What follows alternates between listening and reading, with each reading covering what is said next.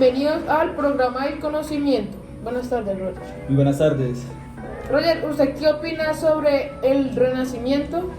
Bueno, pues principalmente yo quiero decirles a ustedes que el Renacimiento es un tema que tengo larga experiencia con él, puesto que ha sido tema principal de estudio en la universidad y ya hemos cursado 2 semestres en los que hemos estado día a día estudiando sobre el tema del Renacimiento. Se debe tener en cuenta que el Renacimiento es un periodo que va desde el siglo XV hasta 1600. Pues el Renacimiento tiene como principal ideal, como la palabra lo dice, renacer, el renacer de la antigüedad. Se puede tomar como gran referente a Miguel Ángel. Se puede ver en las estructuras, en las composiciones que él hacía, en las esculturas que él hacía, todos los temas antiguos, la profundidad, líneas rectas. Y pues lo que ocurre en el Renacimiento es que se vuelve a tomar como protagonista al ser humano y se deja atrás como ese teocentrismo que se tenía, como esa idolatración a Dios, y se empieza a hablar un poco más del ser humano, del hombre en sí, y se le empieza a dar un poco más de reconocimiento al artista. ¿Qué pasa en el Renacimiento? Este es un periodo donde en sí renacen Grecia y Roma. En especial se puede ver que en el arte todos estos creaciones vienen de lo antiguo, como pues los temas de profundidad. Por ejemplo, hay estructuras muy importantes como la capilla papal, en donde se pueden ver todos estos factores que vienen ligados al tema antiguo, pero pues con el Renacimiento. ¿Me podría explicar un poco más de cómo es el retomar del arte antiguo? Claro, como anteriormente yo lo dije, en el Renacimiento se tienen aún los edificios, el arte, las esculturas y todo lo que era propio de la Edad Media. Y pues como usted sabe, todo eso era teocentrismo, Dios era el centro del mundo, todo giraba en torno a Dios. El que estuviera mal pues estaba en contra de la iglesia, se consideraba como alguien malo para la sociedad y lo mataban. ¿Qué pasa en el Renacimiento? En el Renacimiento se tienen los artistas todoterreno. Como gran ejemplo se puede tomar a Leonardo da Vinci. Él fue escultor, él fue pintor, él fue escritor y fue inventor. Entonces, ¿pero qué es la diferencia de Leonardo da Vinci con la Edad Media? Él retomó todo el arte y lo hizo renacer. Eso es propiamente del Renacimiento. Y esto tiene varias características importantes. Se tiene varios ideales clásicos en el arte, ya como es el sistema de líneas, el sistema de líneas rectas, la profundidad y la temática mitológica griega. Pero pues sobre la temática mitológica griega es un tema del que no podemos profundizar mucho porque pues se nos iría toda la entrevista y no venimos a hablar exclusivamente de eso. Algo que es muy importante, demasiado importante, es que la importancia del hombre incrementa en esa época, porque pues como te lo dije antes, ya le reiteré en varias ocasiones, el hombre no tenía esa importancia, sino que el hombre simplemente era Dios. Las personas eran por Dios, el arte era dirigido hacia Dios.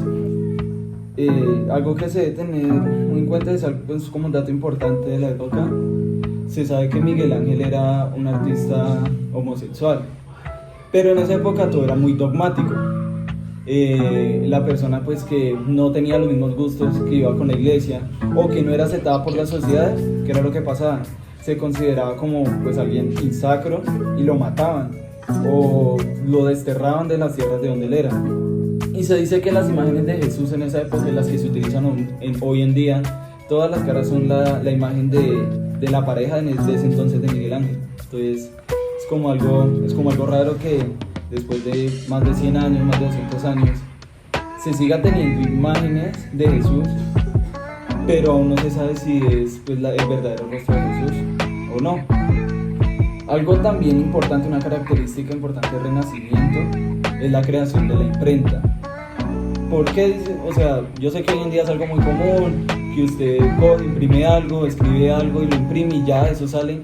No, antes se tenía que escribir a mano y esto era muy importante en el caso de la música. Si usted iba a crear, no sé, alguna partitura, usted tenía que a mano empezarla a escribir, o un libro, y si usted quería que esa partitura llegara a muchas personas tenía que escribirla y volverla a escribir y volverla a escribir. Cuando no, ya en esta época la imprenta era algo muy importante. Y pues a continuación les dejaremos como un video de cómo era la imprenta en esa época. Historia de la imprenta.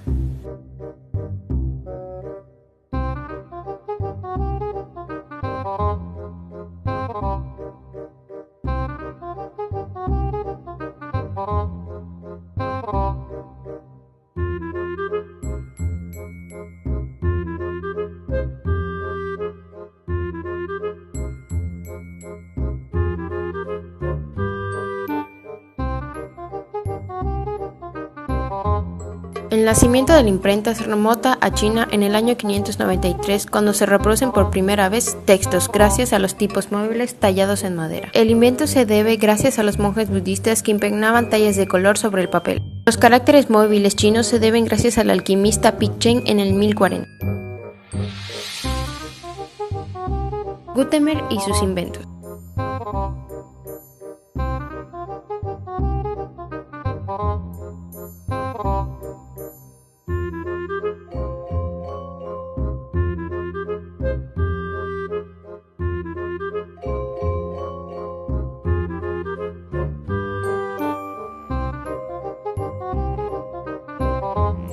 Tipos móviles.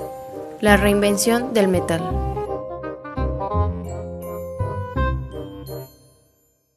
¿Cómo se hicieron los tipos móviles?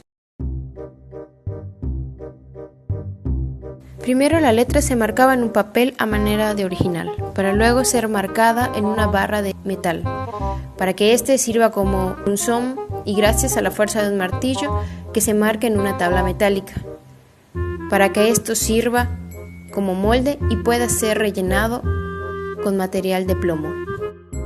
Los tipos móviles se guardaban en una caja en donde estaba dividida por compartimentos. La imprenta de Gutenberg.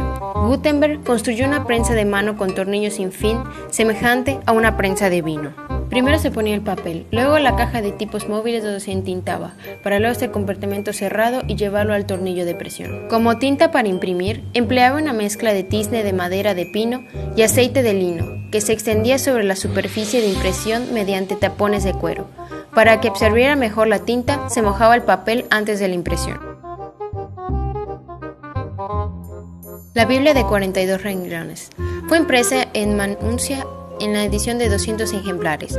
Posteriormente, se añadieron a mano las iniciales de los capítulos y los adornos, pues en lo que al diseño de los tipos y a la compaginación se refiere a Gutenberg, seguía el modelo de los bellos libros manuscritos realizados en los monasterios. Gutenberg, el 3 de febrero de 1468, murió arruinado en Alemania, en su mismo lugar de nacimiento. Ya que tocó el tema de la música, ¿cuál es la importancia de la música en esa época? Ese es un tema de largo estudio, eso es lo que hemos venido poco a poco estudiando, en especial en este semestre hemos tenido un enfoque especial sobre la música en el Renacimiento. La música consta de varias características, pero una de las más importantes en esa época es que la música religiosa incrementa. Empiezan los cantos hacia Dios, hacia la Virgen, y de hecho hoy se tienen todavía, o sea, se utilizan hoy en día mucha de esa música religiosa para obras, para conciertos, para óperas en especial. La música religiosa en esa época era muy importante, pero algo que resaltó fue que, por ejemplo, en la Edad Media, música religiosa, nada más. O sea, se podía tener música religiosa que alabara a Dios, o si no, usted era una persona que iba del diablo. Pero en este momento la música religiosa se mezcló con la música profana. ¿La música profana qué es? O sea, la música que muy poco tiene que ver con Dios, o la música que toca temas distintos a Él. por ejemplo, están los cantares, que son de Europa, muchos de los cantares son de Europa, pero ¿cómo será la magnitud de este tema que llegaron hasta Latinoamérica? O sea, es una cosa de locos, una cosa increíble. Se continúa con las texturas musicales y se combinan entre ellas, como la polifonía y la homofonía.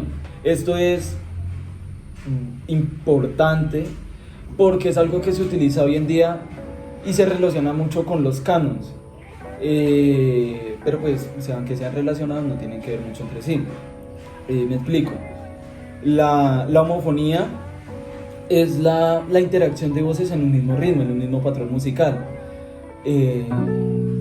Les dejaremos un video de una gran obra en la que se pueden ver las homofonías, y era simplemente eso: mantener una misma melodía en un patrón musical con un mismo ritmo. Listo, ya eso era todo. Y la polifonía era todo lo contrario, era todo totalmente contrario. La polifonía son las voces, cada una va por su lado, cada una va por su sitio, y poco a poco se siente que se van uniendo, pero no es así. Cada una va con su melodía, cada una va con su patrón rítmico, y pues eso es algo que se utiliza mucho hoy en día, y por eso es que lo relacionan mucho con los canos, que con los canos es entrar a un patrón musical y otra persona lo sigue. Y pues ya como para concluir las características musicales, algo muy importante, y eso lo utilizamos en el conservatorio, y pues creo que fue un gran avance en esa época, es de que se incrementó el rango vocal. Se descubrieron varios rangos de voces y las personas poco a poco empezaron a usarlo. Y algo que hay que resaltar es que apareció la música instrumental. Empezaron poco a poco a unirse la familia de las cuerdas, muy pocos vientos en esa época, y la música instrumental, algo muy bacano de eso es que la música instrumental se combinaba con la música vocal, con la voz, y se armaba una interacción muy bacana. Y de hecho hay obras que hoy en día mantienen ese patrón de música, voz. Pues la mayoría de obras hoy en día son así, ya sea música popular, óperas, música religiosa, todas se mantienen con la misma característica: instrumentos y voz. Y pues ya algo pues también que cabe resaltar, si como entra la música vocal, también tiene mucha importancia las danzas. Y ya, eso es lo que yo le puedo decir a usted sobre la música en el Renacimiento, y estos son los temas que como que me llevan a mí al estudio de tal. Muchas gracias, Roger, por su entrevista. Muchas gracias a usted por invitarme a su programa.